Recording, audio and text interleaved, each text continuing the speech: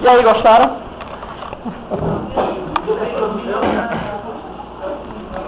Bem, comecemos, né?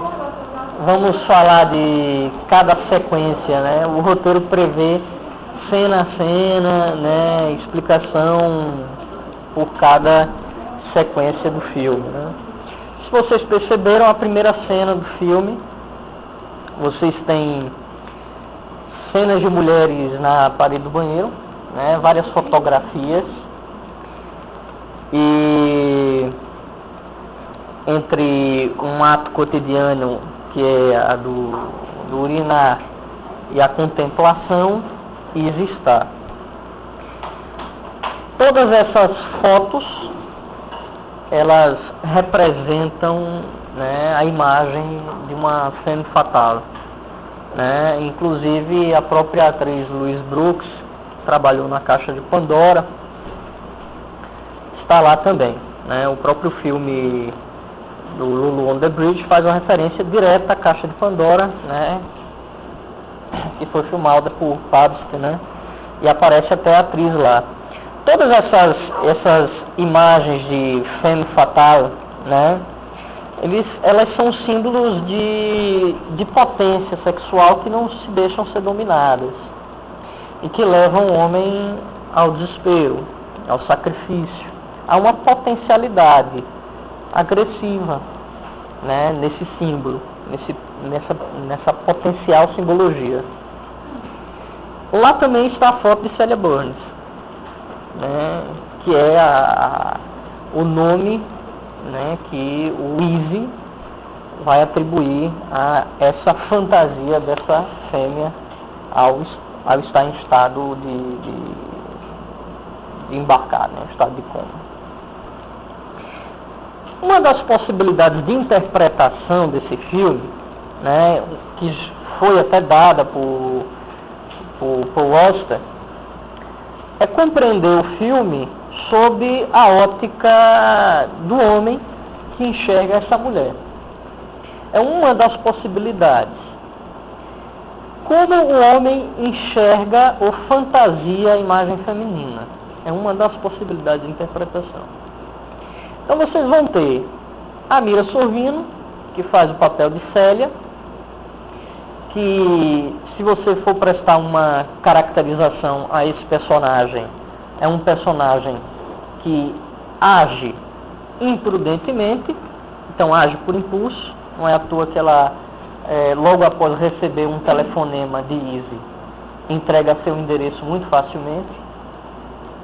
Não é à toa que, estando à frente da diretora Catherine Moore, coloca tão abertamente as suas críticas contra até o próprio autor da peça, o Wedekind, né, da Caixa de Pandora. Então, posso dizer que ela não é nada prudente. Ela, vamos dizer, é um símbolo também de potência que pode realmente conduzir o homem a um determinado domínio, mas uma potência que não é tão agressiva que permita a destruição. É uma potência, como nós imaginemos, uma potência que escraviza, domina, mas pela sedução. Então, essa é a imagem da femme fatale também, né? Uma outra possibilidade de nós, vamos dizer, imaginar esse filme. Porque o que mais me importa nesse filme é exatamente o símbolo da pedra, e a gente vai chegar lá. Esse ambiente de purgação, que é o banheiro, um ambiente de limpeza, ele se repete, né? Há dois momentos em que o relato, a cena sobre o banheiro, né, ele é colocado ao lado de imagens que atiçam, atraem, que ativam a sexualidade aqui. E essas imagens são imagens sempre femininas. Se você for observar, a primeira cena, o quadro decorado de fantasias de ordem sexual, né? Existem até mulheres seminuas, mulheres muito sensuais, mas todas ligadas a uma teatralização.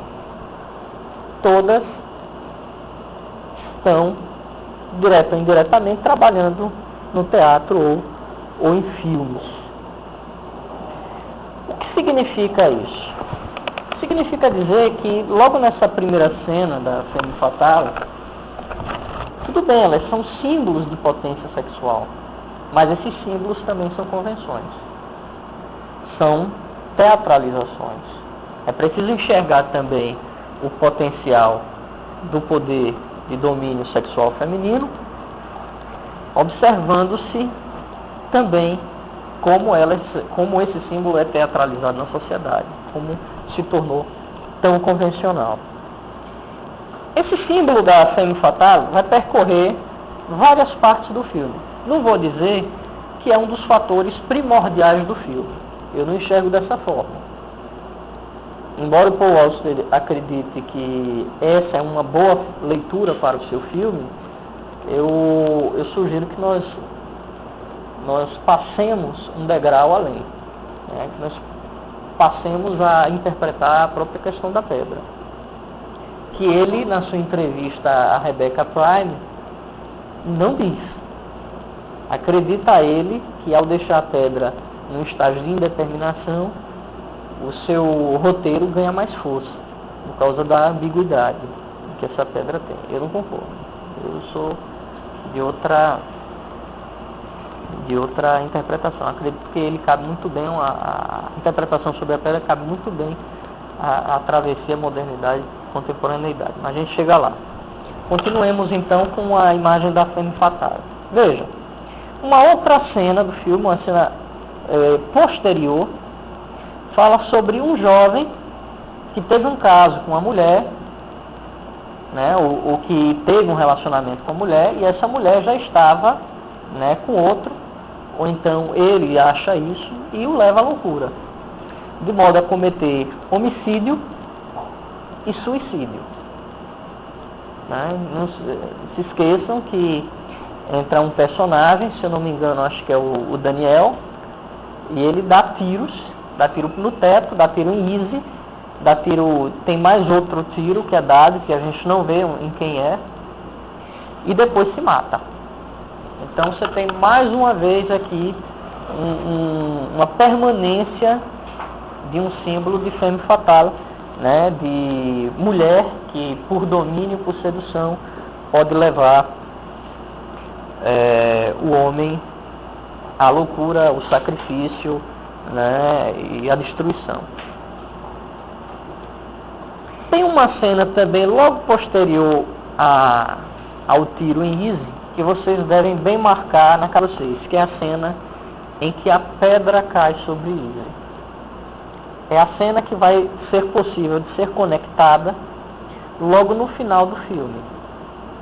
Essa pedra que cai em Izzy é a mesma pedra que vai ser fantasiada durante todo o seu estado de coma. O poder dela, o resíduo como sonho, como fantasia, advém de uma referência que ele teve no mundo antes da fantasia. Assim como a própria fotografia de Celia Burns permitiu que ele fantasiasse um personagem chamado Celia Burns, uma atriz que se apaixona por ele. Então todo esse estágio de Izzy é um estágio fantasioso, é um estágio ilusório. É um estágio que deve ser compreendido como um estágio que pode trazer um sentimento de integração, de harmonia através da pedra, mas que também deve ser entendido como um estágio de fantasia, de ilusão e, quiçá, de inação. Por mais que se diga que está sendo íntegro, que está sendo harmonioso, talvez isso tudo não passasse apenas de uma fantasia. Mais uma cena que fala sobre a Femme Fatale. Há uma música de Célia, quando esse personagem está sendo apresentado, que ocorre da seguinte maneira: meu pai é arquiteto, homem de bem. Veja que há a marca, né? Meu pai é um arquiteto, um homem de bem. Minha mãe é uma acrobata e eu me viro. Quer dizer, claro que nós não estamos querendo colocar nenhum estereótipo aqui, mas essa música, ela se vale de um estereótipo. Vamos dizer, um arquiteto, uma marca de homem de bem, essa necessidade de falar de homem de bem, cria-se logo uma oposição. Mas minha mãe era uma acrobata e eu me viro. Né? Você sabe que o mundo circense pertence a um mundo de giros, de transição, enquanto você tem um outro par que é muito fixo, que é muito estável, né, em seus valores. Então essa música ela ainda deixa o resquício daquela simbologia da femme fatale, né? Claro que não podemos também esquecer da própria Catherine Moore. A Catherine Moore, ela é uma femme fatale desgastada. Ela é um símbolo de uma mulher que teve a sua sexualidade divulgada. Né? Quando eu falo sexualidade, eu falo de símbolo, de potencial de sexualidade. Tanto é que o Easy diz que há 15 ou há 20 anos atrás era apaixonado por ela. Né? Só que é uma espécie de beleza que amadureceu ou que aceitou o jugo civilizatório. Né? Claro que nós também temos que pensar que a Catherine, ela esteve como símbolo de uma potencialidade sexual feminina. Mas eu digo que ela é madura porque ela entende isso como convenção. Tanto é que ela diz, agora eu não deixo os outros fabricarem a minha imagem. Agora sou eu que fabrico. Mas você não aparece, não importa. Pelo menos eles pensam no que eu estou, pelo menos eles estão vendo o meu pensamento. Agora, obviamente, ela vai dizer também, né, que o seu deslocamento de funções de atriz para diretora, né, advém também dos próprios critérios sociais que a femme fatale tem que atender, que é a beleza. Quando a beleza decai, não se pode mais ter como convenção o símbolo da femme fatale, né?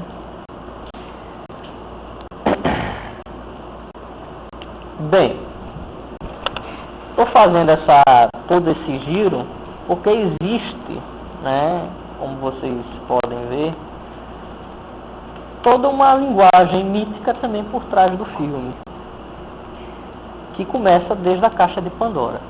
É uma referência direta. O símbolo daquela mulher que foi a primeira a abrir a caixa e distribuir o mal por todos os homens, toda a humanidade. Foi ela que, vamos dizer, manteve a curiosidade para a abertura da caixa, e essa curiosidade levou os homens a fabricar maldade, guerras, e deixou a única coisa que, segundo alguns mitólogos, prestava dentro da caixa, que seria a esperança. Mas que, na verdade, dentro da caixa ainda há um outro mal, que é pior ainda, a esperança. A esperança também é um mal do homem. Isso tem tudo a ver com o filme quando a gente começar a falar de sentimento oceânico, que é uma base do sentimento utópico. Oceânico, isso vem de Freud, mal-estar na civilização, que é a base de construção do sentimento utópico. Se tem mais alguma situação que fala sobre essa simbologia da femme fatale. Há uma fala, né, da própria Celia Burns, que pode ser aproximada também como aquelas falas de tentação que se tem logo na origem do livro bíblico Gênesis, né? Daquela que permitiu com que o homem chegasse ao conhecimento através da maçã. A árvore do conhecimento, o símbolo, a maçã. Né? Há uma fala de Célia que diz o seguinte: venha, é a coisa mais linda, o mais interessante, né, que eu já fiz, que eu já toquei, né? E aí o Easy também, ele se sente tentado, né, a tocar na pedra e vai lá e senta ao lado dela, né? Então você mais tem também uma fala que lembra essa simbologia da fêmea que leva a uma fatalidade, né? Claro que a leitura que eu estou fazendo não é uma leitura que prioriza o machismo. É claro que o símbolo primitivo é um símbolo que vai nos permitir uma releitura mítica, isenta de machismo, tá? Eu não estou querendo defender essa simbologia, estou dizendo que ela é presente na sociedade. O filme também não se interessa muito em defender essa posição machista. Em verdade, ele se utiliza desse elemento primitivo, mitológico, para construir uma cenografia para o filme. Tanto é que a questão mais importante não é essa, mas ela permeia por muito tempo o filme.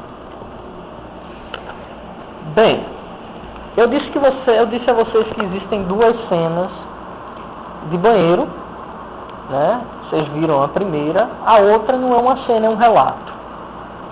Relato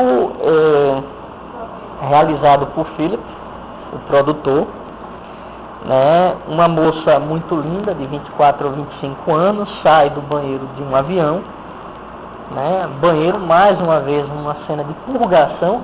Então, as cenas de purgação no banheiro são cenas rituais também, se você for observar na nossa sociedade. Permite-se, né, que todos se utilizem, façam seu asseio separadamente, né, porque isso faz parte da retirada da imundície na civilização, isso constrói a civilização. Lembrem que no Mal-Estar da Civilização, Freud fala até sobre isso, né, que uma das necessidades da civilização é afastar as fezes do outro, e ao sentir que as suas fezes ofendem o outro, também é se afastar delas mesmas. Então, uma das bases também que pode fazer com que a civilização gire é o entendimento que se tem sobre as próprias fezes. E isso também marca uma espécie de repúdio ao erotismo anal, né, que também é um ato repressor para a nossa sociedade, quer dizer, para a nossa sociedade não, para o indivíduo. Mas você entender também como ato erótico, assim, de penetração e tudo, ou só como ato secundário, por exemplo, que você pode visualizar, né? Inclusive até o próprio Elcimar Coutinho, né? Ele diz que as mamas, né, e as nádegas, né, são, vamos dizer, visualizações que o homem pode fazer que atraem a fecundação, que atraem a geração.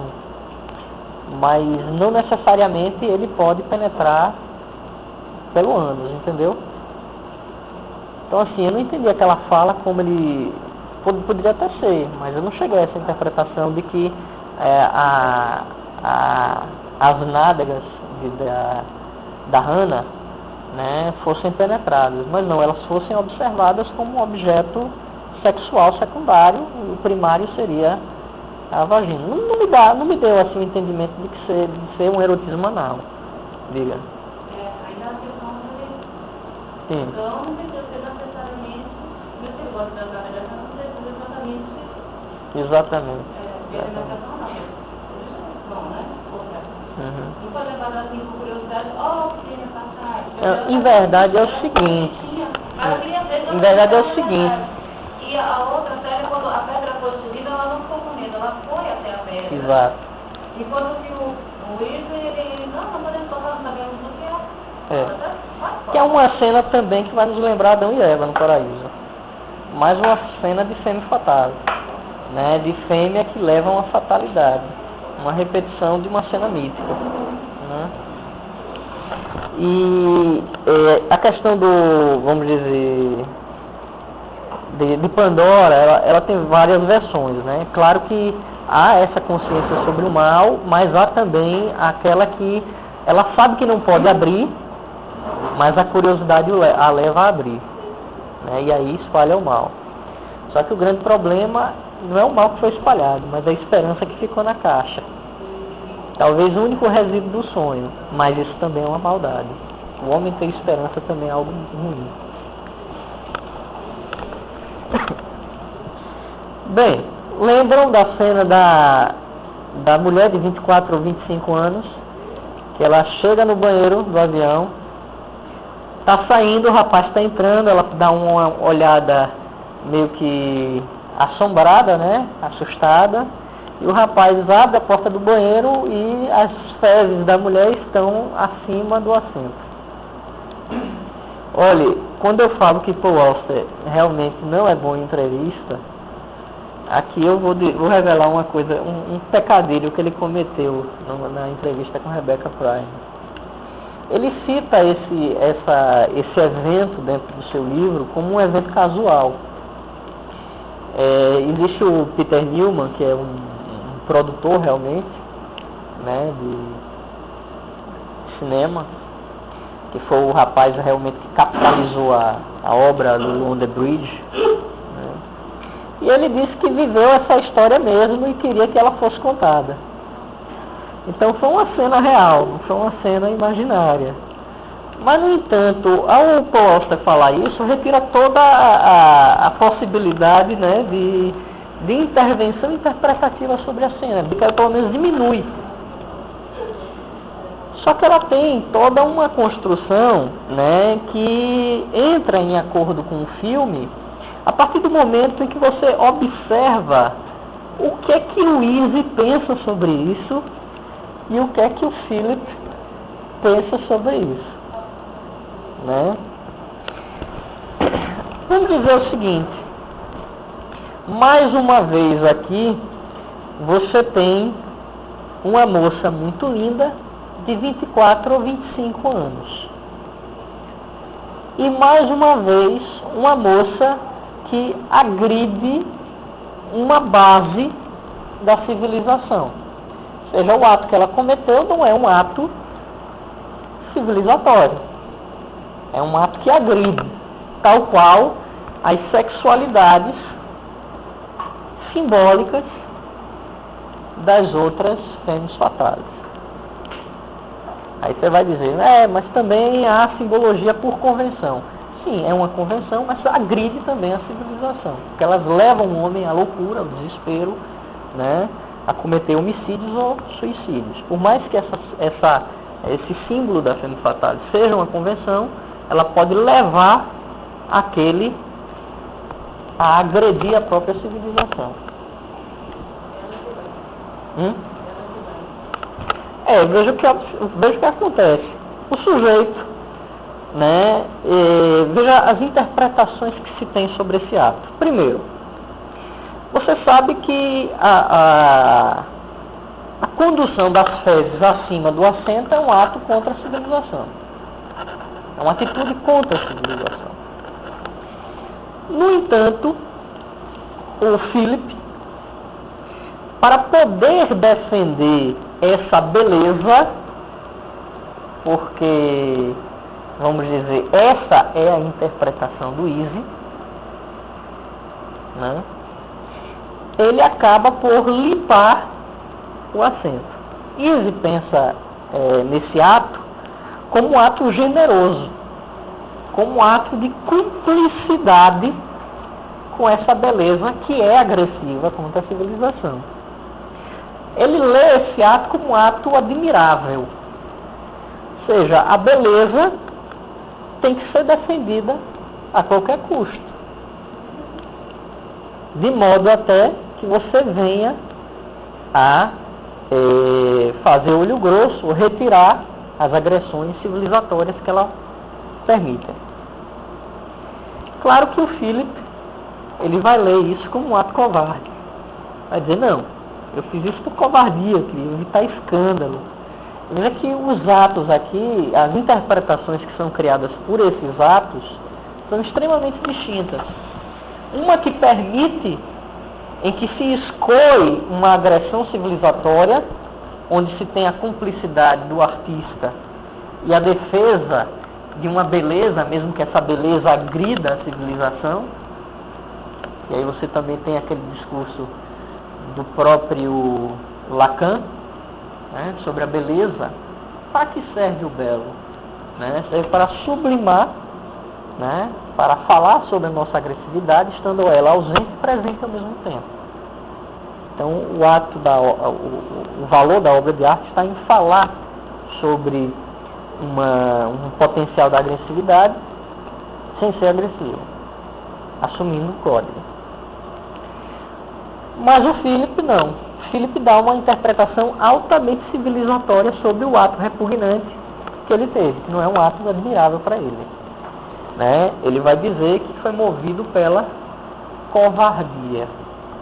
E pela covardia ele ocultou a imundície que a civilização não está acostumada a cobrar, a ver.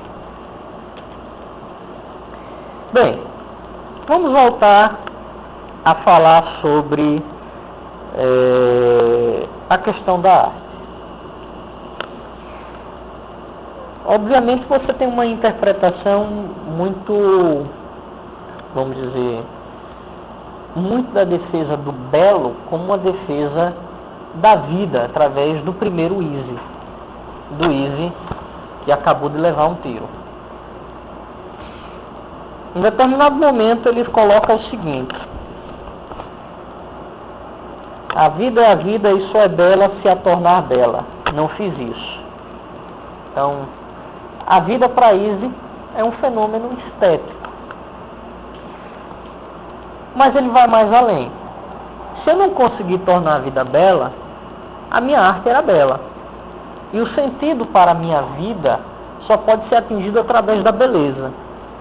Então, como a arte que eu faço é bela, logo, a vida para mim é uma equivalência da arte. Pulmão é respiração, a música, o pulmão que é igual à respiração, a respiração que é igual à música, a música que é igual à a vida que é igual à arte. Então, para Easy, só existe a expressão, a manifestação, né, de uma pulsão de vida através da arte. Através da arte. Tanto é que a sua compreensão lá na defesa da beleza, de uma beleza que mesmo assim é agressiva com a civilização, só pode ser uma admiração que também é estética. Então o fato de ele estar atribuindo aquele ato repugnante de esconder as fezes como um ato de generosidade, um ato admirável, se deve também por defesa de beleza, por defesa da beleza. E como a arte é uma defesa do belo, logo nós temos uma primeira caracterização de Easy no primeiro momento. Easy como artista. Claro que essa situação ela vai começar a se desdobrar, porque essa não é a personalidade que Easy vai manter. Mesmo porque existe um empecilho agora. Existe um nó. O primeiro nó que nós vamos ter logo nessa narrativa, né, nesse roteiro, me perdoe, não é obviamente o tiro que foi dado por Easy. Porque se ele pudesse tocar, mesmo depois do tiro, não seria nenhum problema. A peripécia de que estou falando é que a situação de Easy não permite mais que ele seja artista. Ele é atingido de surpresa e para que ele rompesse essa equivalência entre vida e arte, foi necessário que esse ato chegasse a ser cumprido. Obviamente o próprio Easy já começa a pensar sobre isso. Porque já que o Easy viveu para a arte, e já que a arte não é mais uma propriedade a qual ele possa atingir através do seu próprio corpo, por causa da sua limitação, ele vai ter um remorso da vida que ele levou. E isso faz também com que esse personagem, vamos dizer, passe durante muito tempo trancado em casa, recebendo ligações e não atendendo. Então, a sua condição de artista retirada de si anula sua condição social. Ele só enxergava como ser dentro da sociedade como artista. É preciso reinventar um outro Easy. Isso é bem marcado até num diálogo que ele tem com a filha de Philip, enteada de Hannah. Quando ela diz, você é Eisenhower? Eu era, talvez hoje não seja mais ninguém. Né? Então, a arte para ele conduzia a sua identidade social. Agora, já não mais conduz. Já não mais conduz. Claro que nós temos toda uma caracterização da arte vista no primeiro momento por Easy. Mas nós também devemos compreender como a arte é discutida no filme. Observe. Uma das primeiras falas de Pierre, né, o primeiro diálogo que ele tem com Celia Burns, né, é exatamente uma fala sobre a condição de Easy. Observem essa fala. Ele toca há anos e é desconhecido. Leva um tiro, arruína a carreira e de repente faz sucesso. Veja que a condição artística, né, paralela à interpretação de Easy, né, que é uma interpretação que se faz no campo da produção. Aqui nós estamos falando de uma interpretação que se faz no campo da recepção, né, aquele que recepciona a arte. Observe que a arte, na recepção, é uma simulação. É uma simulação. A arte é um valor que é simulado socialmente. Então, o sujeito ele pode ter o talento que for, mas não foi isso que levou ao seu sucesso. Foi uma casualidade. No caso aqui foi uma tragédia. Foi o tiro que ele levou. Num dado outro momento, a própria Catherine Moore, ela associa o seu sucesso como atriz à sua beleza física. Isso fica muito marcado, né? E ela entende realmente que o símbolo de femme fatale que ela interpretou é um símbolo manejado como convenção social. No outro momento, vocês vão ver também a própria Catherine Moore dizendo a Célia para que ela não se esforce tanto, porque as câmeras vão realizar, vão ajudar, exatamente. Então, como se o esvaziamento até próprio vamos dizer, da explosão sentimental de um ator fosse, vamos dizer, compensado pela tecnologia, né? Não é, vamos dizer, essa direção é uma direção de filme, normal. Deixa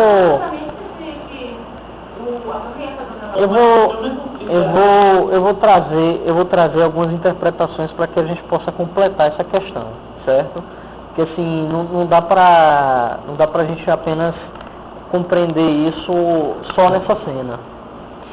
Por exemplo, a Célia, ela tem alguns trabalhos feitos em filme, tudo bem, mas são sempre trabalhos menores, são trabalhos de filmes de quinta categoria.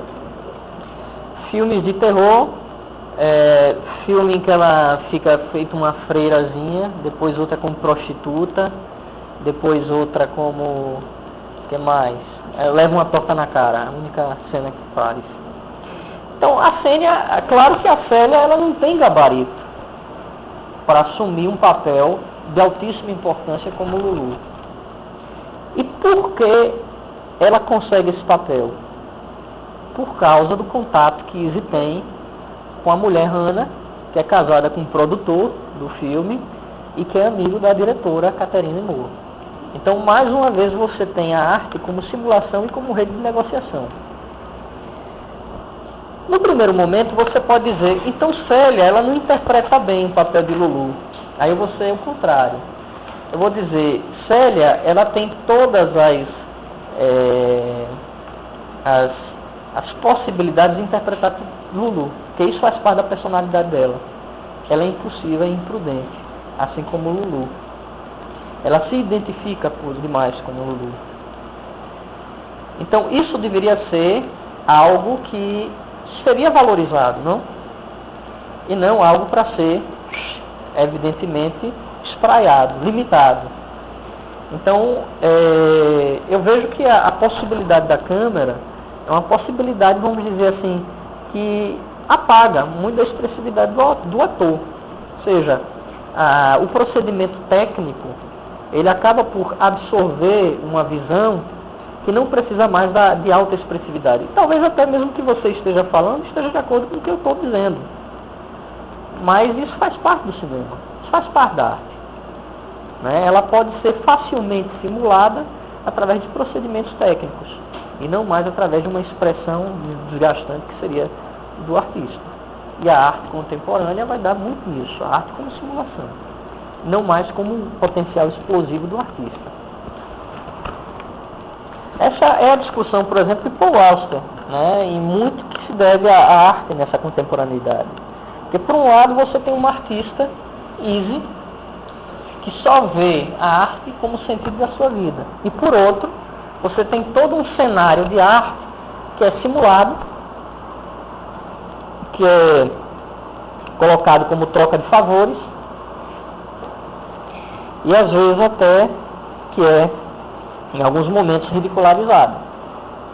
Né? Porque a própria condição de Catherine Moore ter deixado de ser atriz se assemelha muito ao seu desgaste físico, né? Que ela coloca. Vaidade deixa de ser atriz. Vocês estão ainda esperando a pedra, né? Bem, não precisa dizer também que uma das outras cenas que vão lembrar o símbolo de Femme Fatale também está na própria fita que Célia, né, foi feita pela sua agente, né, da prostituta, que chega Lou Reed, né, e ela diz, você vai fazer isso, fazer aquilo, e o homem prontamente aceita toda aquilo que ela diz. Mais uma cena que estimula a nossa visão da mulher como Femme Fatale nesse filme, né, uma mulher que controla por sedução e por beleza a energia sexual do outro, de modo a fazer que esse outro caia numa enrascada, entre em perigo. A condição de Célia também, como atriz noviça, principiante, né, está logo nas primeiras cenas. Ela está disputando uma vaga para um comercial de shampoo. Além de todas aquelas cenas bregas, ou trashes, ou de filmes de quinta categoria, né, vocês têm aí também papéis extremamente secundários, né, papéis que não vão trazer significativamente estrela para a sua carreira. O comercial de shampoo é algo que qualquer um, né, no início da carreira pode fazer. Então, mais uma vez, vamos perceber que o fato de Célia ter sido chamada para Lulu se dá mais, evidentemente, não por causa do seu talento. Tanto é que ela diz, eu não fiz muito bem a entrevista, talvez eu não passe. Mas se deve exatamente ao contato que Izzy tem com Hannah. Tanto é que logo depois ele bate o telefone e fala, obrigado, Hannah. E ele espera até eles perderem um emprego para que ela saiba da notícia através da gente, quando ele já sabia que ela seria aceita. Bem, vamos falar sobre uma outra variação técnica encontrada no filme. Temos que perceber que é um filme que fala sobre outro filme. É um filme dentro do filme. Observem que essa é a história, em parte, de um filme que está falando sobre a reencenação de A Caixa de Pandora, de Padre, né? Aqui, mais uma vez, você tem a técnica que você utiliza de uma história dentro da outra história. Ele já utilizou essa técnica muito dentro do Oráculo, um romance dele, né, em que um romancista compra um caderno e começa a escrever sobre um personagem, aquele personagem vive uma outra história e começa a fazer um relato sobre outro personagem, por aí vai. Emaranhados de histórias, uma dentro da outra. Assim também se tem a caixa dentro da caixa, a técnica da boneca russa, né? Uma caixa que é escondida dentro de outra caixa, para revelar a pedra que está ali dentro. Essa é uma metonímia do que ele está realizando no filme e de um procedimento que muitas vezes ele faz como romancista. A diretora também, a Catherine Moore, é bastante interessante porque ela fala em não ser atriz sendo atriz. Uma história dentro de outra história também. Uma fala duplamente teatralizada. Por um lado, você tem a Catherine Moore, personagem, feita por uma atriz, que agora é diretora, mas que também já foi atriz. Então, uma fala que é duplamente teatralizada dentro do filme. Mais um procedimento que foi técnico, né? E observem que a Catherine, ela em muitos momentos, ela percebe-se com mais madureza do que a própria Célia. Tanto é que ela aconselha a Célia no momento em que Izzy está perdido, né? No caso de amor, vem e vão. Você não sabe disso? Ela diz, não acho isso. Não acho nada. Então, em determinado momento, ela até se coloca na posição de Célia, porque, quiçá, ela já foi esse símbolo que também pagou seu preço para ser esse símbolo de potencial sexual feminino. Mas, vamos ao que interessa, né? Exatamente a pedra.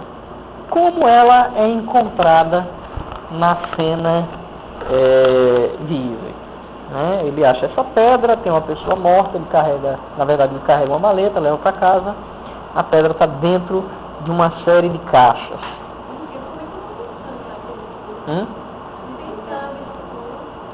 Tem sangue?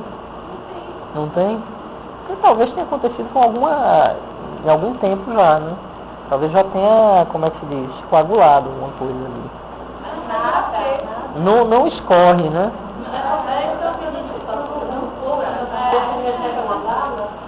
Ele não faz sangue. Entendeu? Quando a pessoa está viva, ao receber sanguenta, como a sangue, quando a pessoa já está morta, a pessoa da pessoa também já está viva. Foi, né? Agora tem um... Não só alguém aqui na sala, tinha envenenado, esse tipo de coisa que eu acabei de comer. Certo. Aí eu dou um tiro nela. O sangue já está coagulado. O sangue já estava com todos os acessos de não sei porquê. Agora também talvez também tenha uma explicação estética para isso. Agora também tem uma explicação um pouco estética para isso. Eu não sei se vocês perceberam, mas tem uma fala de Izzy com Célia em que ele atribui aquele buraco que ele tem na testa a um terceiro olho, um olho que paralisa, um olho de Górgona, né? Um olho que o deixou em estado estático e que logo depois ele saiu, claro, mas que ficou bastante pressionado.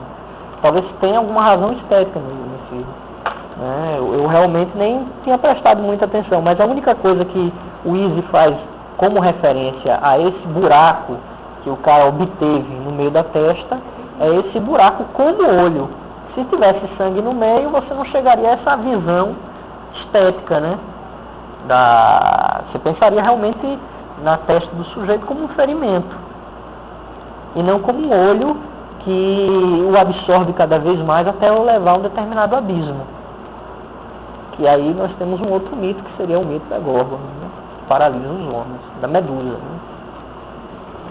Talvez seja essa a explicação, mas pode não ser, pode ser apenas uma coagulação mesmo, né? Já está coagulado, já foi, entendeu? Mas se você for reter as falas do filme, você chegaria a isso. Né? Se você for utilizar o próprio filme como técnica, você chega a isso. Não sei se vocês perceberam, mas a cada momento em que ia abrindo a caixa, idiomas de variadas línguas iam sendo falados. Os recortes também eram de variadas línguas, certo? E todos concentrados numa simbologia que é uma simbologia de unidade. Ou seja, todas as línguas, todas as culturas, elas convergem para essa caixa, para o que está dentro dessa caixa. Elas convergem para uma ideia de unidade. Mas, ao mesmo tempo, nós percebemos que essa integração, ela aparece de forma irreconciliável. Por quê? Porque há um desentendimento completo pelo emaranhar de falas, quiçá de vontades e culturas que essa cena promove. Ou seja, você tem uma série de falas em francês, em chinês, em árabe, em português até, em inglês, mas que nenhuma diz claramente, né, o que ela veio enunciar em sua mensagem. Mas todas convergem para o que está dentro da caixa. Essa diversidade de idiomas, de vontades, de culturas, todas elas estão indo para uma caixa com uma ideia de unidade. Mas aqui já há uma leitura prévia de que essa integração é irreconciliável. E aí nós temos uma outra metáfora, um outro mito que está por trás disso aí também. Ao Auster atribuir essa técnica, né, de falas múltiplas, gerando desentendimento, colocadas, centradas num único objeto, você vai ter uma espécie de revivência, né, contemporânea do mito da torre bíblica, né? Aquela que foi arquitetada sob uma vontade que era centralizadora e propulsora sempre das ambições humanas. Esse sentimento de integração, que fez com que o homem se dirigisse cada vez mais para o alto e de centralização, fez com que ele se separasse, fez com que ele findisse a sua condição humana, e aí nós temos a origem da diversidade cultural, segundo o mito bíblico. Lembram, não, da Torre de Babel? E essa é uma leitura mítica do que está acontecendo, talvez, na contemporaneidade. Porque o que fez com que as vontades elas fossem irreconciliáveis, que as culturas fossem irreconciliáveis, exatamente foi a perda da vontade de utopia. A utopia, ela integra as vontades, ela organiza, ela centraliza.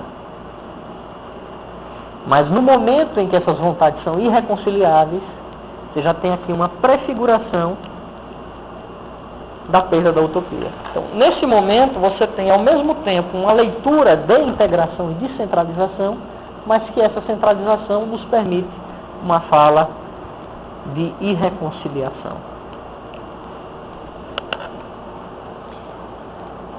Bem, vamos retomar mais uma vez os sentimentos que essa pedra nos permite.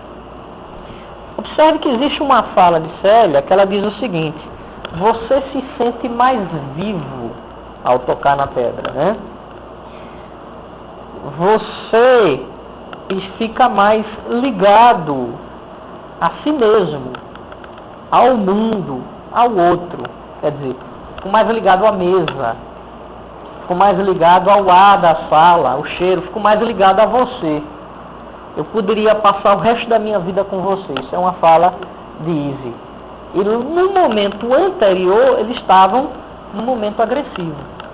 Logo depois que veio a pedra, o sentimento de integração entre natureza e outros seres, sentimento de unidade, sentimento de harmonia. Aqui não há uma unidade, uma centralização advinda de agressão, de domínio, advém da harmonia, sentimento de unidade. Mais uma vez, nós estamos voltando à fala sobre o sentimento oceânico, lá de Freud, né? Um sentimento que é também base da religiosidade, sentimento que também vai ser base para o pensamento utópico. Então, mais uma vez, vocês têm aqui a pedra como símbolo de utopia. Um objeto que é capaz de conectar você a si mesmo, conectar você ao mundo, conectar você ao outro,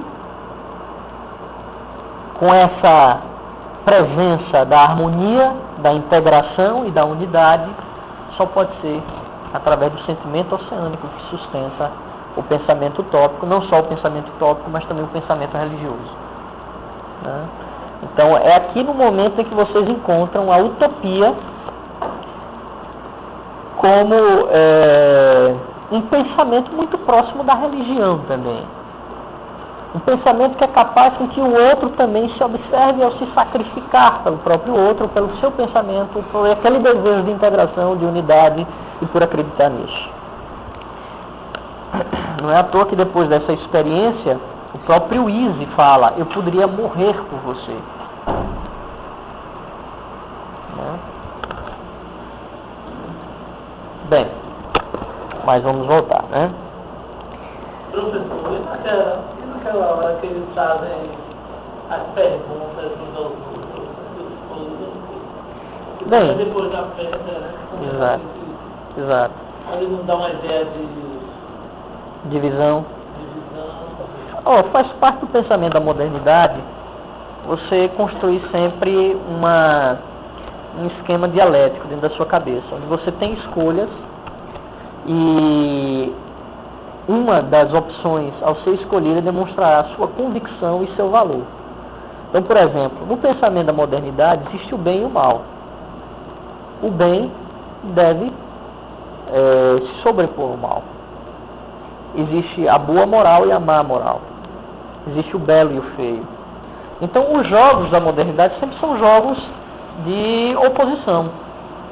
Sempre são jogos de afirmação do ser através da oposição. Esse é o pensamento que fica durante toda a modernidade. É através desse pensamento também que foi escravizado as pessoas, foram feitas as guerras, né? Foram criadas as bombas atômicas, né? Mas também foi permitido com que o homem criasse cada vez mais conhecimento e aperfeiçoasse sua vivência. Mas isso é próprio da modernidade. Esse jogo de oposições leva o homem, na sua convicção e na sua escolha, a lutar pelo que ele quer e evoluir com isso. No mundo da contemporaneidade, esse jogo de oposições é destruído. Ou ele é colocado de lado, ou ele é desmascarado. O jogo de oposições é mais um jogo de domínio. Outra coisa que percebe-se ali também, as perguntas dela são bem evasivas. Se ela falou, não sei o quê, uma bicicleta, um carro, e as dele são mais, parece que são mais falando, você é humana ou é espírito?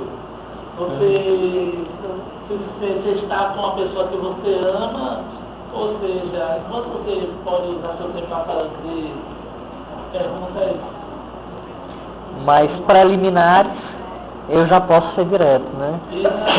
Isso acontece. mais profundo do que viver na superfície. Mas em verdade é o seguinte, as perguntas de Célia são perguntas mais preliminares. Elas fazem do mesmo jogo, fazem parte do mesmo jogo. O sistema de pensamento é o mesmo sistema permanece. Agora, claro que o Easy, ao entrar nesse jogo, ele não vai ser nada preliminar, ele vai ser muito mais direto. Tanto é que ela fica sentida, ela sente mais as perguntas de Easy. Mas, não mais como algo lúdico, mas como algo também que pode revelar muito do ser. Agora, a pergunta dela também revela muito do ser dele. Se vocês prestarem atenção, você é uma coruja, um beija-flor, né? Eu era um beija-flor, agora eu sou uma coruja. Quer dizer, fala sobre a sua condição de velhice, desgaste. A coruja, como animal, também sábio. É uma sabedoria mais por experiência, né? Por experiência. Mas também tem uma certa lógica. Você é uma bota, pela humildade. Você é um tênis ou uma bota? Ou isqueiro, não sou fósforo. Exato. Sim, tem, mas é tudo preliminar. É tudo preliminar, é tudo muito disfarçado, né? Quando ele entra no jogo, ele entra pra não ser mais preliminar. Entra já pra... Mas o jogo é o mesmo, o pensamento é o mesmo. O sistema do pensar é o mesmo. Ou seja, eles ainda estão numa forma de pensar que faz parte da modernidade, que é de construir duas polaridades opostas, em que o homem tem que se decidir por uma só. Ou seja, o homem é conduzido através dos valores do bem, né? É conduzido através dos valores do belo e do justo. Não há relatividade aqui. Essa ausência de relatividade também nos leva a revelar diversas falas que podem fomentar a ideia do bem por domínio, do belo por domínio, de justiça por domínio. Não é à toa que, por exemplo, atualmente ainda se usa essa fala. Não vamos esquecer lá do governo Bush, que disse que ataca os países, né, do Oriente Médio para fazer democratizar, que é uma fala sobre o bem. Uma fala sobre o bem. Mas através de uma violência estúpida, né? Então essas falas ainda persistem, mas na contemporaneidade elas já não são mais atuantes, porque eu vou dizer exatamente o momento em que essas falas elas deixam de veicular polaridade. O momento que o muro de Berlim, em 1989, vai decair, e aí essas falas bipolares, né, elas vão ganhar um outro dinamismo de domínio.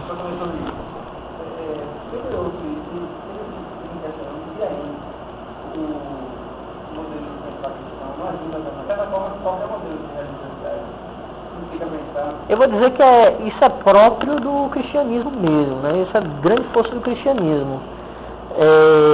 Por exemplo, no candomblé não é tanto assim não. Você vê, por exemplo, orixás que são capazes realmente de fazer ações... não, claro. Mas assim, vou dizer assim, a tradição cristã, né?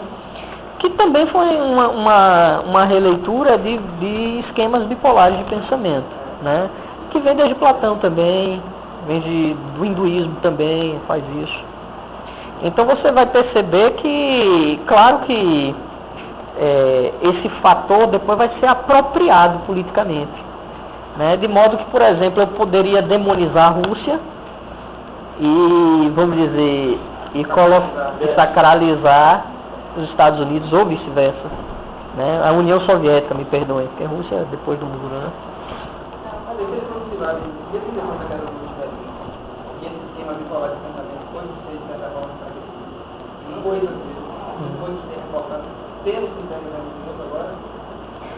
Não, olha. Para justificar uma invasão, você vai sempre pela questão bem mal. E aí você não está sendo lugar para sacralizar. Mas aí são falas que aparecem em momentos oportunos. Entendeu? Porque, por exemplo, a fala política e a fala econômica, né, elas se dinamizaram muito mais que isso. Então, por exemplo, você tem uma fala sobre o meio ambiente, que é uma fala que você sabe que é o bem e sabe que é o mal, mas você também tem interesses por trás. Então, isso tudo vai ser reestabelecido através da negociação e não da defesa da verdade. Entendeu? Então, vai entrar muito esse termo negociação na história contemporânea. Não é mais uma linguagem única, né? Que todo mundo pensa igual. Os Estados Unidos pensam assim, ele justificou a invasão pela visão deles. Não era o que todo mundo pensava, todo mundo achava. Sempre quando é colocada essa dualidade que o professor está colocando, é uma coisa mais universalizada, né? Havia uma ideia de quem assumia a escolha, havia uma ideia de totalidade já que deveria ser respeitada. Você conduz aquele valor com convicção, porque você entende que aquele valor assumido é também uma defesa de postura que deve ser preservada para que o mundo não entre em degeneração, entendeu? Mas hoje em dia esse dinamismo é muito mais avançado, é muito mais sofisticado, né? Mas ele mudou bastante, né? Mas a dualidade, vou dizer, ela persiste. Muitas vezes ela é utilizada. Exatamente. Mas não é, vamos dizer, não é a única mais. Não é mais essa a principal ferramenta. Existem outras ferramentas. É uma coisa mais compartilhada com muitas pessoas. Hoje a pessoa combate, tem gente que resiste, antigamente parece que é uma coisa mais cabeça feita, quem pensasse diferente, não teria sua palavra tida como válida ou importante, discordante. Hoje em dia você pode discordar, você precisa pensar. Agora, observe que é a partir do momento em que a fala sobre a dualidade, ela perde seu significado. Exatamente quando Célia joga a pedra no rio, na ponte. Essa ponte, claro que agora eu vou realmente me queixar com as legendas da Videolau, quem traduziu o filme, né? O nome do filme é Lulu on the Bridge, tá? Lulu na ponte. Lulu na ponte. Não tem mistério. O título é O Mistério de Lulu. Claro que o mistério de Lulu nos leva até a refletir mais sobre o filme. E aí, mais uma vez, eu vou me queixar de Paul Auster. Paul Auster disse que o filme dele não é nenhum quebra-cabeça, nenhum enigma a ser revelado. Ele quer sacanear aí. É porque a própria estrutura de sequências fílmicas é um quebra-cabeça. Você tem que pegar a parte lá do final e conectar com a parte inicial para poder chegar a uma compreensão, né, mais coerente do filme. Quem não fizer isso já errou já de saída, né, ao ler o filme. Mas, obviamente, o símbolo da ponte é muito importante nesse filme. Vocês têm por duas vezes o Lulu na ponte. A primeira delas, ela joga a pedra. Na segunda, ela se joga. Na primeira, ela joga o símbolo que presentifica a utopia, que presentifica esse sentimento oceânico que é a base da utopia no homem. Sentimento de ilimitabilidade, sentimento de unicidade, sentimento de organicidade distribuída por todos os lados, inclusive em si mesmo. Mesmo sentimento que também nos faz pensar a religiosidade. Então é nesse ponto que se encontra utopia e religiosidade. Nesse momento em que ela joga a pedra, no momento seguinte, Easy, quando sai, né, do cárcere, ele começa a fazer essas perguntas para os seus amigos jazzistas, de modo a tentar confirmar algo, de modo a tentar comprovar algo. E todas as respostas dos amigos não são respostas que escolhem um dos polos. Ou são respostas que misturam os polos, são respostas que desconsideram os polos, ou são respostas que são os dois polos ao mesmo tempo. Então, não há mais um jogo de dualidade quando o homem perde a utopia. Ele não pode mais defender a sua convicção se ele não pode entrar num sistema de oposição. E esse pensamento da modernidade foi que nos fez arquitetar a utopia. Né? Claro que nós temos o sentimento oceânico, mas nós temos uma estrutura para se pensar a utopia. Essa estrutura provém do sistema de oposições do pensamento. Quando você sabe o que é bom, quando você sabe o que é ruim, você vai lutar para o que é bom. Você faz isso se sacrificando porque você se sente íntegro com todo mundo, com aqueles valores, com outros homens. Você faz isso por causa do sentimento oceânico que se tem nessa utopia. Bem, mas vamos voltar exatamente a essa ponte. Essa ponte que é o símbolo de travessia. Travessia do quê? Do moderno para o contemporâneo. Travessia do quê? Do fantasioso, quiçá, para a época atual. Quando eu falo fantasioso, porque eu imagino que Easy, como também protagonista simbólico da modernidade, ele afirma a modernidade também como ilusão, como fantasia. E nessa travessia, da modernidade à contemporaneidade, essa pedra, a utopia, tem que cair. Observem que uma das queixas de Jacob da contemporaneidade é exatamente o pensamento não ser mais utópico. E uma das chaves de leitura para a contemporaneidade é dizer realmente que o pensamento contemporâneo não é mais utópico.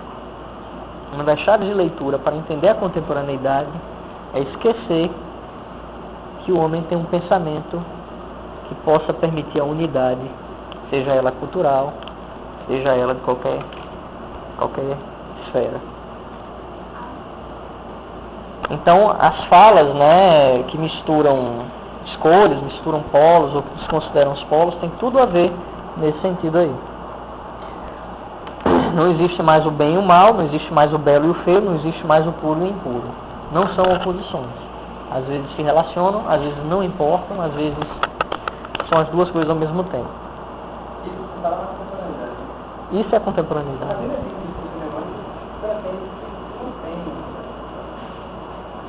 Que mantém essa mistura? Não, a dualidade ela é permitida oportunamente. Ela a quebra dessa a negação disso. Certo. Agora, deixa eu lhe dizer algo. Essa dicotomia existe, mas de modo microscópico. Ela não é mais universal. Então, por exemplo, você vai estudar o belo e o feio numa determinada cultura, como valor. Não mais como valor totalizador e centralizador, que vai conduzir um bem universal, um belo universal e por aí vai. Mas são valores que são vistos agora microscopicamente, de modo que não existe mais o belo universal, nem o justo universal, ou coisa desse tipo. Né? Acho que o único resquício que nós temos a respeito disso é os direitos humanos, né? Mas nem eles são tão universais, porque eles pedem que seja respeitada todas as diferenças culturais. Então, é um elemento que ao mesmo tempo é contraditório. Exato, com certeza. Porque a gente discute muito isso assim no plano do pensamento dentro da academia, né? E existe o senso comum. Agora, deixa eu lhes dizer algo, né? O senso comum pode ser visto também em Bocão. Vocês que gostam tanto, né? Estão assistindo pra caramba, né? Ultimamente. Tô sacaneando, viu? Mas quem for transcrever, apaga isso, viu? Né? Eu não teria saco, entendeu? Eu até admiro as pessoas que começam... Não, assim, eu admiro até as análises que podem ser feitas em cima disso, mas eu prefiro assistir um filme de Paul Auster. Né? Não dizer, você é um elitista, sei lá o que, não, rapaz, pelo amor de Deus. Né? Nós estamos aqui, na academia, né? Não sou um elitista, né? Sou um elitista. Não, mas eu poderia analisar as histórias lá de Bocão tocando em casa, né? Não precisava vir pra cá, né? Que é a oportunidade que nós temos, né? De distribuir outros instrumentos da cultura. É a realidade que a televisão permite ganhar dinheiro. Então, eles vão continuar. Não acho que seja um programa político que faça uma crítica. Acho que é um programa político que é conveniente aos crimes suportados. A proposta é ganhar dinheiro com a miséria dos outros. É isso que eu vejo.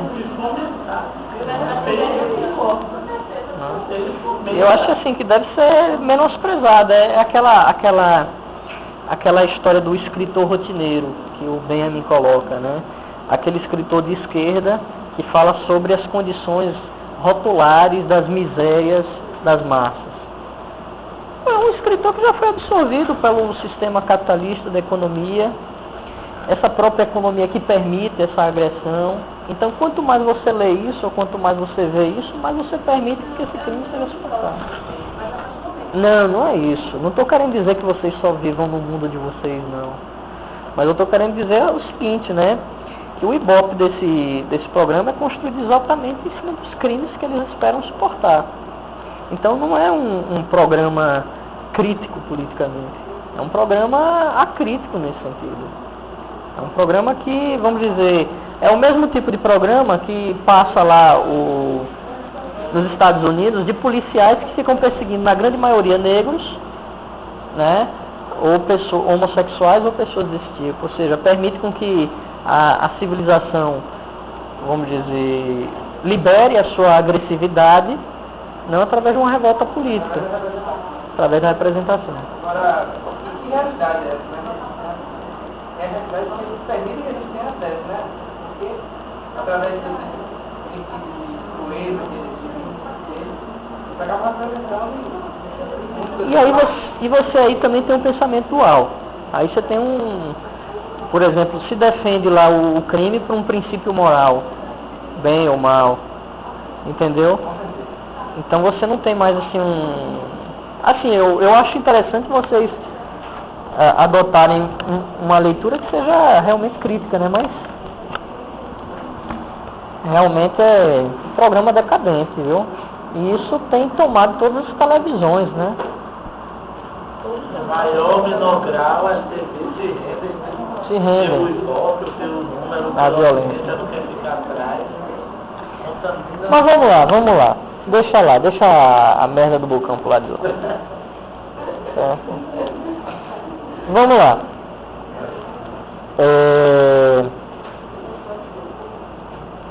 Há falas sobre a pedra também. Há lembranças sobre a pedra, há construções de lembranças sobre o que poderia ser essa pedra. Uma primeira fala sobre a pedra, né, sobre o que poderia ser a pedra, nos remete a uma lembrança de 1989. A queda do Muro de Berlim. Célia, né, conversando com Izzy, chega a colocar-nos que o fragmento do Muro de Berlim é muito parecido com essa pedra que eles têm na mão. E essa fala de Célia, ela vem exatamente no momento bem oportuno, essa nossa fala que nós estamos fazendo agora, porque está dentro de um valor da modernidade.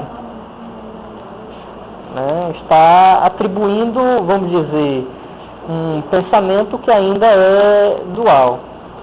Né? Se você for perceber, esse muro ele delimita, né, uma cisão entre duas polaridades, uma separação entre duas oposições. Né? Então, essa pedra, como continuidade do pensamento utópico, ela ainda lembra uma estrutura política do pensar por meio de polaridades, por meio de oposições. Mas, obviamente, o outro significado que é atribuído à pedra, né, já nos dá também uma possibilidade de esse sistema de oposição, ou esse símbolo utópico, ele ser meramente fantasioso. Assim como também foi Célia Burns, assim também como foi a própria vida de Izzy, né, depois que levou o tiro. A fala de Izzy revela um não lugar da contemporaneidade, ou seja, ele afirma a pedra, né, através de um local de passagem. Possibilidade de ser um boliche, possibilidade de ser um fragmento de um depósito, de um bar de striptease ou de qualquer outro lugar. De ser um desses prédios de New Jersey, onde se passa, onde não se há historicidade, onde não se deixa marcas, onde não se deixa rastros. Um lugar de passagem. um não lugar. Um lugar onde não se deixam resíduos. Certo? Então, a pedra, já em si, já traz essa travessia. As falas sobre a pedra. Nós estamos em que época? Ou na modernidade, um sistema polar, né, bipolar de oposições, ou nós estamos na contemporaneidade, em que não há mais valores, não há mais historicidade, não há mais marcas ou rastros que são deixados nas passagens do homem, porque a história já não é mais linear. Nós estamos num não lugar, ou nós estamos no lugar da utopia. Né? Pedra, a discussão sobre a pedra já prevê essa possibilidade de travessia. Ainda na sequência desse filme, não sei se vocês observaram, né? Eu disse a vocês que Célia fazia filmes de quinta categoria, né? Ou seja, não tem um histórico cinematográfico a ser apreciado, né? O melhor do trabalho dela está ali, e não é um grande trabalho. Mas eu disse a vocês o seguinte, que existe lá uma outra permanência daquele símbolo da femme fatale, que é a prostituta, né? Que vamos dizer, diz o que o cliente tem que fazer, e o cliente fica naquela posição quase que masoquista, atendendo a todas as ordens da prostituta, né? Mais uma vez você tem essa permanência do símbolo da femme fatale, né, que escraviza o macho através da atração e da beleza que se tem como fêmea, através dessa simbologia de potência sexual. Mas vocês vão ver também uma possibilidade de apimentar um pouco mais o caráter da personagem Célia Burns, né? Quando ela está fazendo a freira, está ali, não sei se é o Salmo 23, né? É o da montanha, né? Não, eu estou viajando. É o 91, não? É um Salmo. É bem conhecido, ou é o 23 ou é o 91, os dois são bem conhecidos. Bem, é um Salmo. Na sua condição de freira, falando o Salmo, ela coloca já em mudo a televisão, sentindo vergonha da atuação daquele papel e da fala daquele papel. Como prostituta, a fala que ela tem sobre esse personagem, esse é o papel é o que eu tenho mais orgulho. A duração da cena é o foco da câmera na televisão, né? Que é só na cena, fica só na cena. Na da câmera não, fica, depois volta para ele, depois volta para lá. Veja que isso faz com que ela se aproxime muito mais à condição da fêmea, que fataliza o macho, que atribui fatalidade ao macho, do que aquela fêmea pura. Você sabe até que mesmo o pensamento machista só distribui a mulher por meio desses dois polos, né? Ou a mulher pura ou a mulher puta. Essa é a base do pensamento machista, me perdoem. Mas é isso. Ou você é minha mãe, ou você é a puta lá da esquina. Né? Então a mulher não sai porque ela pode virar puta. Ela tem que ser igual a mãe. Né? Mas, obviamente, se você for permear a história da femme fatale, a femme fatale é aquela que consegue combater em determinado momento essa estrutura do pensamento humano. Por quê? Porque ela, mesmo sendo aquela fêmea desprezada, porque é a puta, né? É a puta, ela faz com que a vontade do macho caia no domínio dela. E aí ela o fataliza. Mas a própria femme fatale é uma produção também de um pensamento que é machista, se vocês forem prestar atenção. Só que é um pensamento machista que se autofetichiza. e acaba por ser rendido ao domínio. Isso é bem interessante, né? Aí vocês vão dizer, né? Será que Carla Pérez não é sempre fatal? Eu tô sacaneando, viu, Nayara? Tem mulheres que gostam Desse estereótipo. desse estereótipo. Que é um estereótipo. Mas é um estereótipo que pode ser levado ao domínio e pode ser levado a dominar.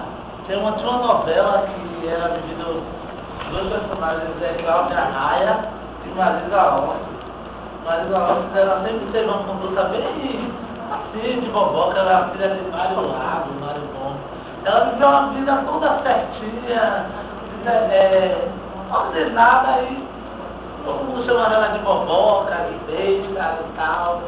E aí ela, no meio da trama, ela vai inverter os papéis, ela vai mesmo gostar de ser chamada da outra e querer ser a outra do cara, que no caso é vivido pela outra personagem, do marido que ela, o nome que ela se relaciona, Cláudia Raia.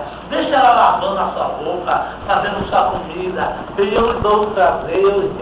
E ali a gente vê mesmo a inversão e ela, quem quiser vai pisar nela, vai dizer. Lembra também da novela? Foi Era muito bem enfatizado. E também tem um senso comum também que rola, diz que quando o cara ele quer a diversão, quer o prazer, ele vai, né? Para as festas, ao pagode, Bordéis. pro bordéis e tal. Ele quer a diversão, mas quando é a mulher para ser a mãe dos filhos dele, A serviçal. ele quer, porque ele quer realmente construir a vida, o futuro, ele quer a ração, sabe? Exatamente. A puta e a santa, né? Vem isso aí, você Com certeza. Não é medo não, Flávio. Rapaz, tem cuidado, só tem a maioria mulher, viu, aqui, viu? E essas aqui são todas fins fatais, viu? Devoram os homens. Quem? Olha, tá vendo? Já escolheu o alvo, sacana. E aí, meu filho vai pegar em volta. Vixe, Maria. Voltemos. Há uma fala, né, um diálogo que é executado entre Lulu não, Célia, vixe Maria, tá de baixa, viu? Entre Célia e Catherine Moore, né? Catherine, sendo a diretora, né, ela cita as interpretações que Vedek tem sobre sua própria obra, Caixa de Pandora, né? E ela cita, né, que o autor da Caixa de Pandora, né, percebe que Lulu, fala do próprio autor, é a personificação de uma sexualidade primitiva e que o mal que ela causa é acidental porque ela é passiva, né? Você tem aqui assim, uma simbologia ainda do mito, né, da femme fatal e tudo mais. Agora, a própria Célia, ela reinterpreta o mito da femme fatal, né, da Pandora. Ela diz, não, ela não é passiva, ela é impulsiva, é imprudente. Só que ela não possui uma natureza agressiva, ela não destrói. O mal que ela causa exatamente a gente pode perceber,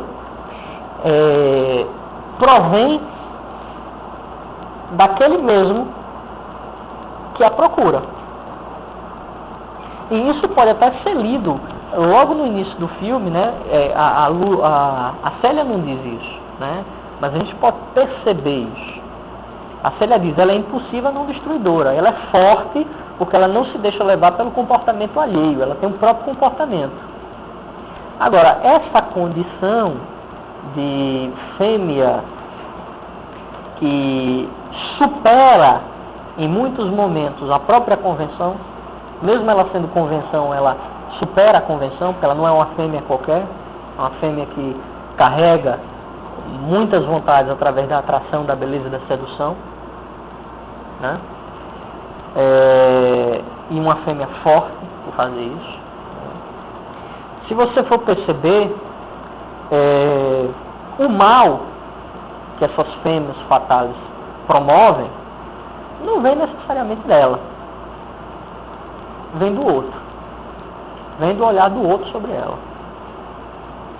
Se você for buscar lá o início do filme, você vai ver o indivíduo, né, que se mata e quer matá-la, né, e por exatamente não conseguir desatar a energia a qual o ligou a ela.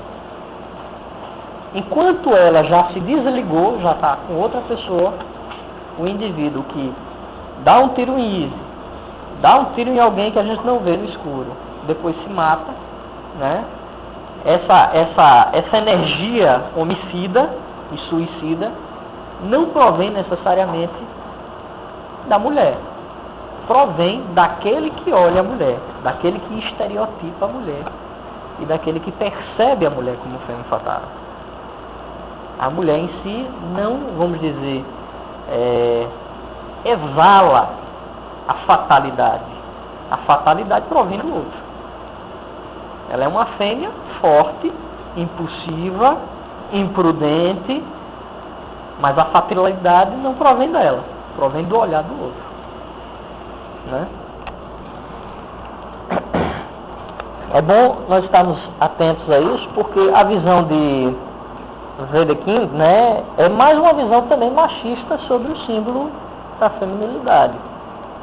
Né? O mal que ela causa é acidental, porque ela é passiva. Primeiro, ela não é nem tão passiva assim, porque ela age acima dos comportamentos medianos. Ela não é uma fêmea comum. E por outro lado, ela não provoca o mal. O mal provém do olhar do outro. Né? Bem, vamos embora. Em determinada cena também, não sei se vocês prestaram uma atenção, mas há uma perseguição para capturar a pedra. E essa pedra estaria possivelmente às mãos de Izzy, né? Mas ele já tinha dado para Célia, né? E os capangas que aparecem lá são de 3 nacionalidades distintas. Vocês prestaram atenção nisso? Uma nacionalidade é chinesa, outra é alemã, pela pronúncia, e outra é russa. E essa eu pesquei aqui. Certo? Porque não tem como saber que o cara era russo, né? O cara é um europeu do lado oriental. Assim, pelo estereótipo, você traduz a imagem, mas é melhor ler. Nacionalidades. Esse aqui é um roteiro de filme. Não existe como narrativa. Certo? Só existe como narrativa fílmica. Só existe como gênero fílmico. Não, está em espanhol. Tá em espanhol. Melhor, né? Eu já falei, não? Não, você já falou, mas por que isso é espanhol? Porque eles acham melhor assim. Melhor do que o mistério de Lulu, né? Queira nós. Eu acho que eles tiveram... veja só, olha. Talvez a questão da sonoridade também, ela fique muito presente, né? Porque você dizer Lulu em La Pointe, né? E Lulu on the Bridge é algo muito mais sonoro, né? Algo que promove muito mais, talvez, né? Eu acho algumas, né? O bridge melhor do que ponte, né? Ponte. Isso é um valor, né? Que eu estou construindo, né? Tá sacana, né? Não, mas é sério. Não, mas a questão é a seguinte, né? Melhor Lulu on the Bridge do que o mistério de Lulu. Então, ao menos isso, sem dúvida, porque retira o sentido do filme. Agora, pelo menos Lulu na ponte, né? Pelo menos Lulu na ponte.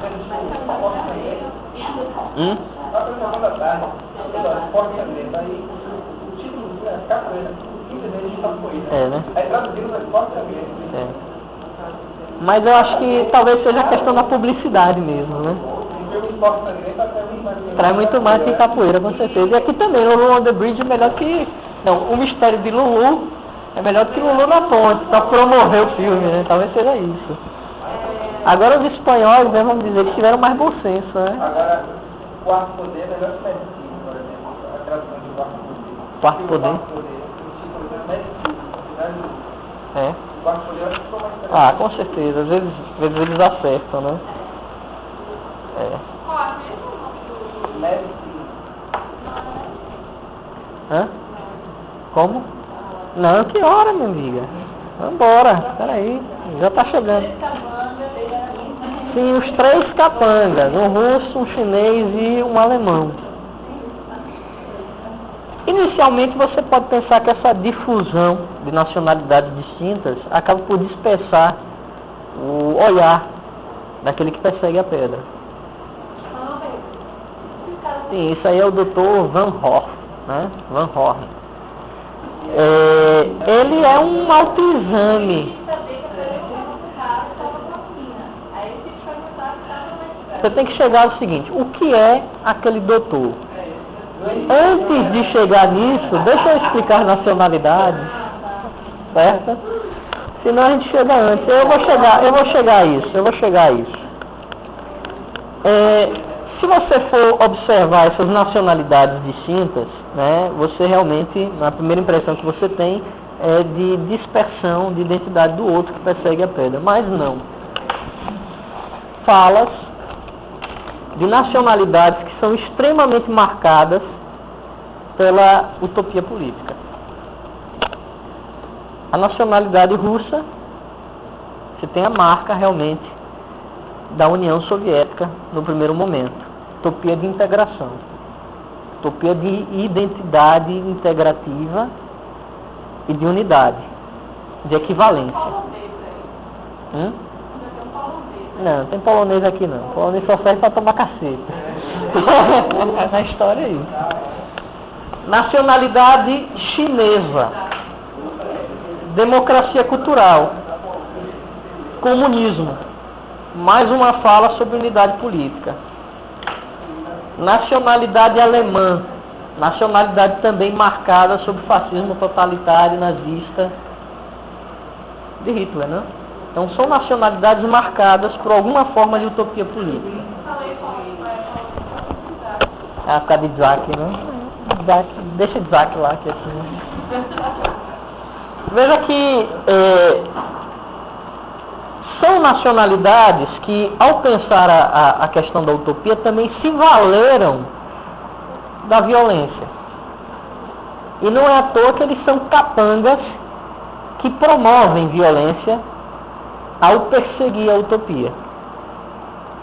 China, União Soviética e Alemanha. Né? Então, essa associação ela é evidentemente muito direta. Né? Não é à toa que são distintas nacionalidades e são essas as nacionalidades. É mongol. Eu estou falando da época mais moderna do pensamento, dos regimes totalitários modernos, né? Comunismo e fascismo, né? São épocas mais recentes. A fala do Dr. Van Horn, né? É mais uma fala. A primeira fala do Dr. Van Horn, uma das primeiras falas, me perdoem, fala também sobre a defecação. Lembram? Vocês têm umas 3 falas, né? Umas 2 falas sobre defecação. É uma fala tão ruim, né? Que a gente acaba até por esquecer, né? Mas é o seguinte, né? Ele coloca que essa é uma fala de Montaigne, né? Não esqueçam que os filósofos e reis de até senhoras precisam defecar, né? Onde você tem mais um momento em que a impureza precisa ser organizada de modo a ser excluída da civilização, mas de modo também a ser lembrada de que é um componente dessa civilização. Bem, o fato é que, vamos dizer, isso eu não tinha me observado, não. Talvez seja apenas uma proposta para que o Van Horn chegue a essa fala. né? Uma fala que condiz uma condição de separação da imundície da civilização. Talvez o motivo de não haver sanitário seja a de ocorrer a fala consequente de... Ressaltada a própria degradação do porque esse momento do livro é um período que mostra mais o período sombrio e nefasto da vida dele, né? Então, para você entender isso, naquele ambiente onde tem um sanitário. Mas o próprio Van Horn é um rapaz que quer limpar. Vamos lembrar a história lá de 1984. Vamos lembrar do interrogatório de 1984. O sujeito que faz aquele interrogatório diz que vai limpar as sujeiras, né, as imundícies, as amoralidades e o pensamento herético de Wilson. Né? Vamos dizer, é um pano civilizatório que está sendo colocado na cabeça do indivíduo de modo a negá-lo. Aqui você também tem isso. Agora, obviamente, você não tem assim uma representação repressora tão forte quanto você tem em 1984. Claro que você vai observar que o interrogatório é conduzido por uma pessoa que tem amplo domínio sobre a vida de Easy. E de modo que você vai chegar muitas vezes a entender o Van Horn como um superego, como uma pessoa que simboliza uma estrutura mental que tem por capacidade de colocar o sentimento de culpa na cabeça do ego. Daquele fantasma, um fantasma, né? Ou seja, uma memória que retorna para assombrar e para cobrar uma posição do ego. Né? Essa memória que retorna, ela só pode ser proveniente da censura. Uma censura que estava escondida e que por alguma razão ela tem que voltar. Lembrem que a equivalência entre Easy como artista foi quebrada. E Easy tem que espelhar um outro valor para a sua vida. E isso deve acontecer não só através de Célia. Estando ausente de Célia, ele tem que expressar um outro valor. E esse valor só pode advir através de um autoexame, de uma autoconsciência. Essa autoconsciência, esse autoexame, não é só um autoexame de um indivíduo, mas também de uma época. Se você interpretar o que o Easy passou e o próprio personagem Easy como um elemento que baseia toda a composição da modernidade, nós também temos que fazer um autoexame do que foi a modernidade, para poder criar uma identidade na contemporaneidade, ou então para poder forjar uma forma de vida na contemporaneidade. O fato de Dr. Horn não ter de imediato conhecimento sobre Célia faz parte da narrativa, de modo aquele momento em que Easy, né, está, vamos dizer assim, se aproximando de Warren, que é o perseguidor, que é o interrogador, ou então que é o superego de Easy, né, é o momento em que, ao trazer Célia, ele vai falar sobre um outro modo de Easy enxergar a vida. Então só poderia ser o módulo final do autoexame, da autoconsciência. Easy se transforma a partir do contato que ele tem com a pedra e com Célia. Então é necessário que essa transformação ela só seja percebida a partir do autoexame. De modo até que um sujeito tão egoísta como Easy e tão agressivo como Easy, ele se predispõe a morrer na defesa daquilo que ele encontrou de melhor na sua vida, que foi Célia. Né? Não, talvez... Não, mas porque ela também está se sentindo muito ligada a ele naquele momento. É uma questão de integração. Ela não quer que uma das suas partes também se sacrifiquem por ela. Né? Talvez ela fizesse isso por ele, mas não que ele fizesse isso por ela. Né? Ainda é um sentimento de unidade ali, entendeu? Então, eu vejo mais como um motivo do filme para poder espelhar uma sequência final do pensamento de Easy. O Van Horn eu vejo muito mais como um mecanismo psíquico, nesse momento, do que realmente um personagem real. E seria impossível, né, ter aquelas vivências todas de Easy, né, mínimas, né, microscópicas, sendo declaradas, sendo relatadas daquela maneira. Mas claro que tudo que está passando na cabeça de Easy é fantasia. Vocês não podem esquecer disso.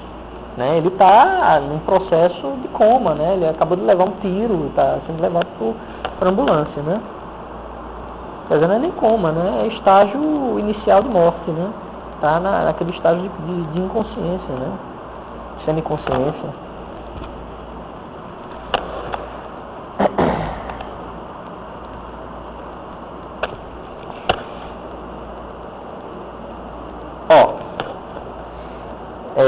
Eu falei sobre o momento em que a pedra ela se divide.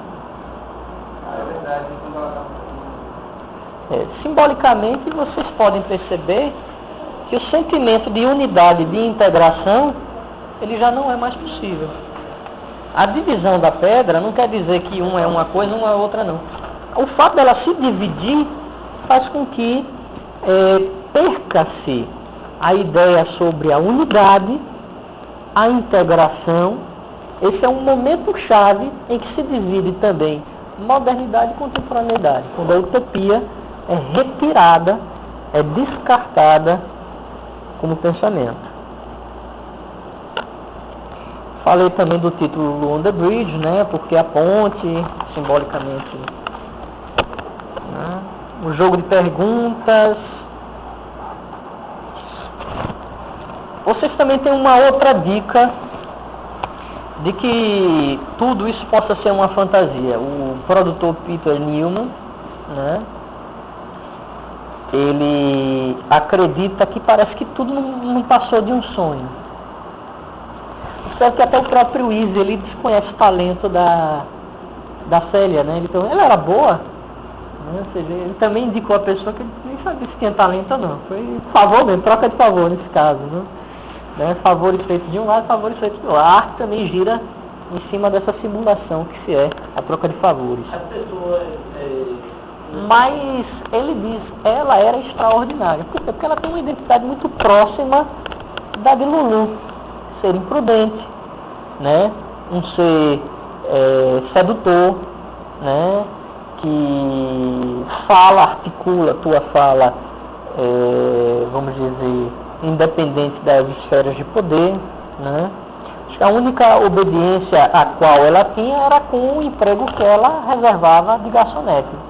Depois todo o resto ela não, ela era muito enfeitiçante a partir desse comportamento que ela tinha. Bem, mas o próprio Peter Newman, né, que é o produtor do filme, ele dá também essa pista. Parece que foi uma fantasia, parece que ela nunca existiu. Estava conversando com o Fábio, que foi, aí cada um chegou a uma opinião Meio distinta. diferente. Sim. Um achando que aquilo ali aconteceu antes. Uhum. Tá. Na verdade, é uma vontade de não pode ser uma fantasia, né? A gente fica Certo. Que na minha cabeça eu já pensei que era a morte, e logo depois. Ele é premiado como ser mais moral, como ser capaz de adentrar uma outra esfera, coisa desse E tipo. ele pensou que. Diga, Alicia. Uma viagem da cabeça do cara.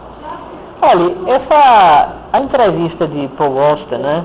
Embora seja uma entrevista, vamos dizer assim, que eu não acho que seja tão boa para a defesa da obra, mas ele abre a possibilidade de dizer o seguinte, que todos os personagens, mesmo após a morte de Easy, né, mesmo depois do tiro, me perdoe, de Easy, são personagens reais, e a vivência de Easy é uma vivência real. Só que essa vivência, né, real, ela se faz no mundo de ilusões. Isso é o jazzista. Porque não importa se você está aqui ou não está. A vida toda é uma ilusão. E aquela Caterine também agora, fala todos nós temos o problema é como lidamos com ele, exatamente. Agora a questão é o seguinte, eu ainda reservo mais essa questão, essa interpretação de uma outra forma. Como eu estou fazendo uma conexão muito direta com a utopia, com o sentimento oceânico, eu enxergo que aquele Easy que entrou em estágio terminal é o Easy da modernidade. Agora, é símbolo da modernidade. E a modernidade não foi nada mais, nada menos de que toda aquela ilusão que foi construída em estágios semiconscientes. Ou seja, um pensamento oceânico, um pensamento de integração, de unidade, foi permitido através da fantasia. Foi permitido através da ilusão humana, né, de se pensar assim. Agora, claro que o Paul Auster, ele não diz que tudo da modernidade foi colocado abaixo da ponte. Tanto é que ainda há uma conexão fora da fantasia, que é uma outra forma de uma outra possibilidade de fantasia. Quando o Easy passa morrendo, o que é que a Célia faz? Ela se benze, como se demonstrasse ainda um resquício de conexão com o ser que ela nunca viu na sua vida. Então, ainda essa possibilidade de integração existe como resquício nesse mundo contemporâneo. Agora a necrofilia ela é satírica naquele caso lá do Brasil, né? Porque ele diz assim, o homem matou a utopia e tem relações com essa imagem morta, tem prazer, né? Aí se você quiser satirizar, por exemplo, a imagem que ele criou, né, de Paul Auster, você vai utilizar essa imagem lá do Brasil, de 1984, né? Interessante os finais de 1984, do Brasil e Lulu on the Bridge. Interessante os finais de Lulu on the Bridge e Brasil, porque eles falam sobre sequências temporais. Enquanto, por exemplo, Lulu on the Bridge, né, você tem um tempo que acontece no módulo linear evolutivo, que é um módulo da modernidade, ou seja, o homem com seu sentimento de integração, de unidade, vai construindo uma necessária evolução do seu comportamento, ele vai se melhorando, é isso que o Easy faz. Mas necessariamente aquela evolução linear foi estancada, porque aquilo nada mais nada menos passou do que? Uma fantasia. Aquilo passou nada mais nada menos do que uma ilusão. Então talvez esse tempo não tenha nem existido. O tempo que nós vivemos isso foi um tempo de fantasia, né, em que o próprio Easy, né, já está caminhando para a morte. Aquilo foi apenas um estado de semiconsciência. Em Brasil, você também vê um entendimento mais ou menos parecido. O sujeito está sendo torturado, aí o que é que ele faz? Ele evade. Ele começa a criar a ilusão de que uma revolução que vai fundar as bases da utopia, uma revolução política, está acontecendo lá no mundo, né, dele, né? E logo depois volta para o estágio terminal, né, para o estágio em que ele entrou ficou catatônico, né? Então são finais muito semelhantes nesse sentido, em que negam uma sequência linear de evolução temporal, né, em que há a construção da utopia, né? É evidente nesse final, né, a utopia como organização íntegra de política e tudo mais. As misturas de sequências temporais são recursos fílmicos que tem muito acontecido. O outro filme de Terry Gilliam, chamado Os 12 Macacos, faz uma mistura de duas concepções de tempo no seu final. Bruce Willis é um viajante no tempo, né, que se encontra com a imagem de guri, de 6 anos, 6, 7 anos. Então, quando ele morre, é quando o Bruce Willis viajando no tempo, quando ele morre, é quando ele está se vendo quando criança, ou como quando adulto. Então ele fica preso num ciclo temporal, que faz lembrar uma temporalidade que é mítica, que é cíclica. Ou seja, a sua morte é o seu renascimento ao mesmo tempo. E é por isso que a criança e o adulto têm muitas reminiscências iguais. Porque eles não se destroem, eles não têm um tempo linear, têm um tempo cíclico, um tempo mítico. Só que ao mesmo tempo, o Bruce Willis, viajante no tempo, antes de descobrir esse tempo cíclico no final do filme, ele está vivendo um tempo linear. Um tempo que é necessário ser reconstruído, né, para que o homem possa evoluir sem doença, através daquele vírus, através daquela bactéria. Por mais que ele viaje no tempo, ele ainda está pensando num tempo em que se pode retroceder para avançar no futuro. Né? Então, os 12 macacos. Inclusive, a abertura do filme é uma série de ciclos, né, que vão se emaranhando como se fosse um túnel, né, logo no início do filme, né, com aquela música. Tinha que ter uma trilha sonora, né, cara? Né? É uma série de túneis construídos por ciclos. Não posta, tem o Smoke and Blue on the Moon, ou uma coisa assim, deixa eu ver. Tem aqui. Mas eu acho que não chegou no Brasil, viu? Eu acho que não foi Smoke e Blue in the Face. Só que eu acho que não foi distribuído aqui. Acho que não chegou aqui. Passou. Eu acho que passou, cara. Já passou em televisão aberta, na Bandeirantes. Sério. Né? E tem distribuição em DVD e fita. Agora eu acho que deve ter havido uma distribuição também em cine, não sei. Só em cine de arte, talvez. Cine de arte, né?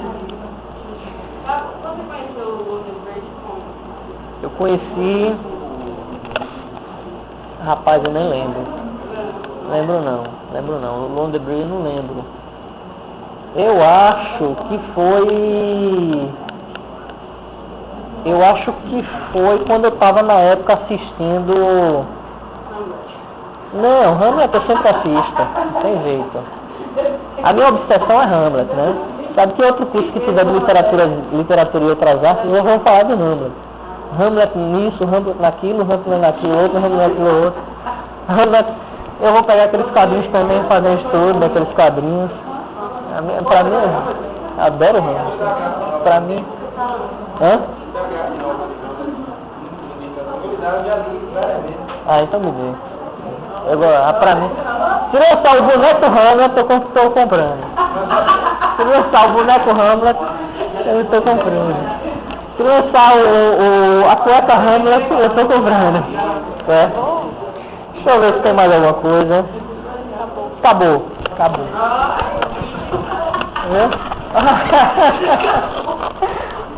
Eu gosto de Hamlet porque eu sou elitista, né, Laia? Sacanagem.